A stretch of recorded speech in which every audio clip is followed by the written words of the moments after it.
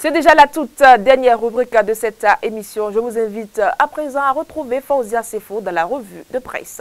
Amis de la revue de presse, bonjour. La candidature à la présidentielle du 12 avril 2025 récemment annoncée par le général Clotaire Oligui Nguema au Gabon reçoit déjà des soutiens de taille. C'est ce que nous apprend le quotidien La Guérite en sa manchette de ce 12 mars 2025. Le Canada Konabwe en sa manchette titre « Candidature à la présidentielle du 12 avril 2025 au Gabon ». Clotaire Oligui Nguema, soutenu par le groupe Rockefeller Holding Finance. Abdouassi Amoussa, très engagé aux côtés du général de la transition.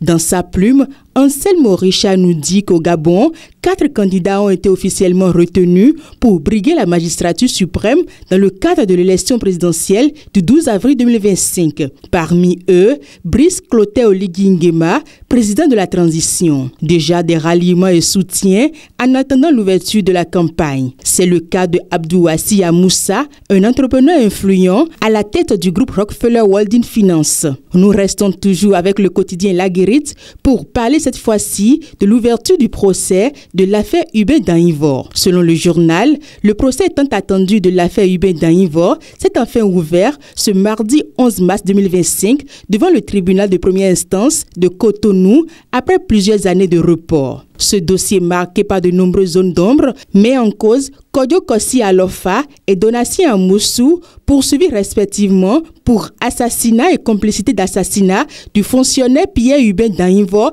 disparu en 2010. Cette actualité a retenu l'attention de plusieurs parutions. Libération, Télégramme, Le Progrès, 109, Dynamisme Info, grâce à son dynamisme, nous a révélé les propos troublants du principal accusé dans cette affaire. Et au journal de se demander quelle garantie de crédibilité pour les nouvelles dépositions de l'accusé Kodio Alofa. Point d'interrogation. Je le cite, on m'a demandé de dire que c'est moi. De ce que j'aurais appris, Hubert Dainvor avait des renseignements qui ne mettaient pas bien le chef de l'État de l'époque. On m'a juste demandé de dire que c'est moi qui ai éliminé Hubert Pierre Dainvor. Fin de citation. Un changement de ton en attendant l'issue du procès pour la manifestation de la vérité qui laisse beaucoup sur le fin, notamment à la crédibilité à accorder aux propos de l'accusé Kodio Alofa, conclut le journal. Au regard de tout ceci, l'informateur nous informe que dans le cadre de ce procès, des ministres et colonels sont cités et à matin libre de déduire tout simplement